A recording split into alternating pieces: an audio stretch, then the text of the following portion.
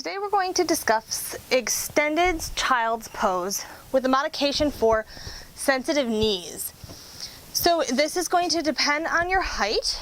I am going to stack 2 bolsters, and then depending on how sensitive you are now, I have this little cushion that is made for, you can either use it for your wrist, you can use it for your knees.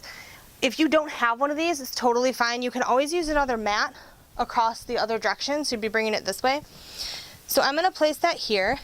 If your feet tend to cramp up, you could always place a blanket to support here so that doesn't happen. So we're going to come onto our little cushion, or depending on what you have. I'm going to take a blanket and I'm going to roll it. And again, this is all going to depend on proportion and the discomfort that you're feeling. So this little roll is going to go right between my knee joint. So it's going to go on my calves, between my calves and my hamstrings. So what this does is it prevents the knee from bending too far. So we're going to be here. We're nice and wide, kind of tuck the bolsters in, and then we're just going to lay down on the bolsters. So again, if you need to have another cushion under there, that's okay.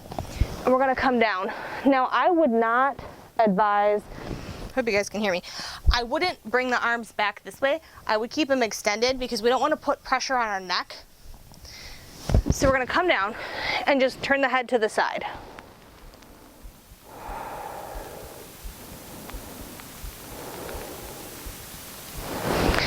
And you can always, depending on what you need, you can always put a bolster here. You can pull that lower bolster in further.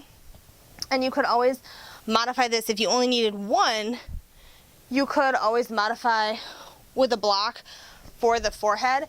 If that was something that if you needed to be here.